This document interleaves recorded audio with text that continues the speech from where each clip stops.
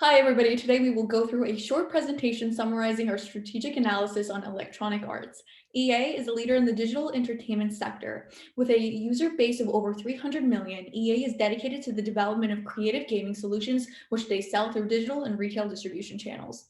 The gaming software industry is a growing sector. Explicitly, the emergence of the online video game streaming services has enabled a new avenue for revenue generation through mobile gaming, which is only responsible for 16% of EA's total revenue at the moment. To accelerate the growth of their mobile business, EA is considering acquiring Blue Mobile, a leading developer and publisher of creative mobile games who carry diverse portfolios of games, including new sports, lifestyles, and mid-core games. We will consider this acquisition and two other alternatives in our analysis.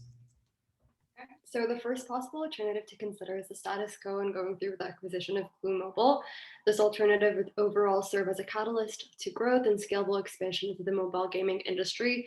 Due to synergies, high AQRs are expected to be generated from combining Blue Mobile's mobile game portfolio and leveraging their established consumer base, and opportunities to cross-sell and benefits from data migration, while at the same time capitalizing on EA's intellectual property and licensing.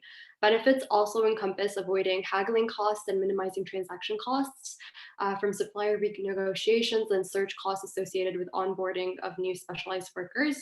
However, EA and Blue Mobile face trade-offs between changing their licensing processes and integrating both creativity. A second alternative to consider is the expansion of in-house production. An immediate benefit of expansion, as opposed to integration, avoids conflicting operational processes which can be costly to resolve. Additionally, EA can use their global reach to pool in world-class game developers in their expansion efforts. Using EA's high bargaining power, they could avoid operational integration costs of acquiring Blue that is not established in distribution and marketing. A further benefit is derived from the reduction in unprogrammable adaptations.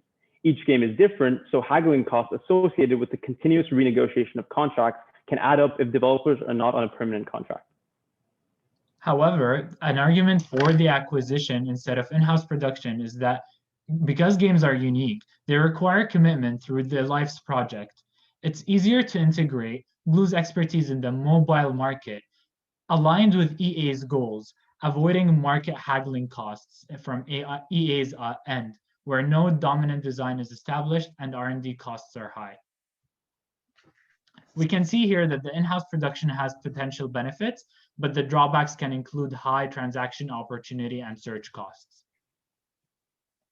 The third alternative that we are considering is outsourcing the mobile gaming operations to Blue Mobile.